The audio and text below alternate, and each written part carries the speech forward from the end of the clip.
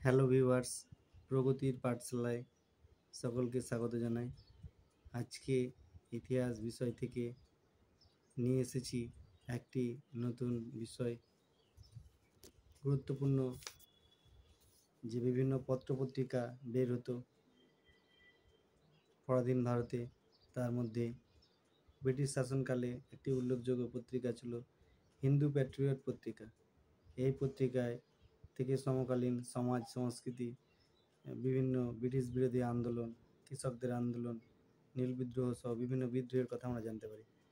তো হিন্দু প্যাট্রিয়ট পত্রিকা থেকে আজকে কিছু গুরুত্বপূর্ণ তথ্য প্রশ্নাকারে তুলে ধরা হচ্ছে। হিন্দু প্যাট্রিয়ট পত্রিকার আবির্ভাব ঘটে 1853 খ্রিস্টাব্দে। হিন্দু প্যাট্রিয়ট পত্রিকার প্রথম মালিক ছিলেন মধুসূদন রায়।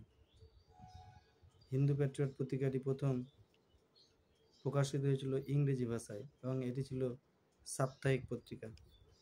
হিন্দু প্যাট্রিয়ট পত্রিকাটি বাংলা ভাষায় প্রকাশিত হতে থাকে 1856 খ্রিস্টাব্দ থেকে। হিন্দু প্যাট্রিয়ট পত্রিকার প্রথম সম্পাদক হরিশচন্দ্র মুখোপাধ্যায় ছিলেন 1855 থেকে 1861 খ্রিস্টাব্দ পর্যন্ত, আমৃত্যু পর্যন্ত তিনি সম্পাদক ছিলেন।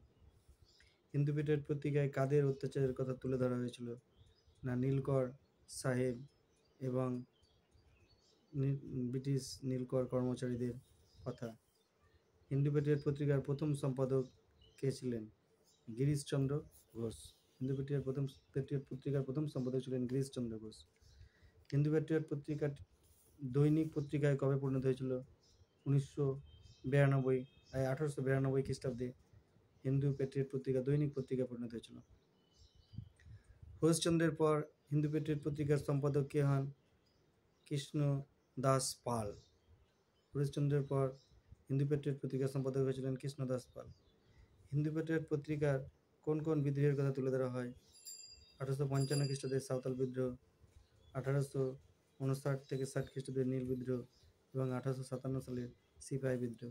এই বিদ্রোহের কথা হিন্দু প্যাট্রিয়ট পত্রিকায় তুলে ধরা হয়। কোন পত্রিকায় লর্ড ডালহৌসি সত্যবিলোপ নীতির বিরোধিতা করা হতো? হরিশচন্দ্র মুখোপাধ্যায়ের হিন্দু প্যাট্রিয়ট পত্রিকায়। তো এই ছিল হিন্দু প্যাট্রিয়ট পত্রিকা সম্পর্কে গুরুত্বপূর্ণ তথ্য। তো ভিউয়ার্স, ভালো লাগলে অবশ্যই লাইক এবং শেয়ার করবেন। সকলে সুস্থ এবং ভালো থাকবেন। দেখা হচ্ছে পরের ভিডিওতে।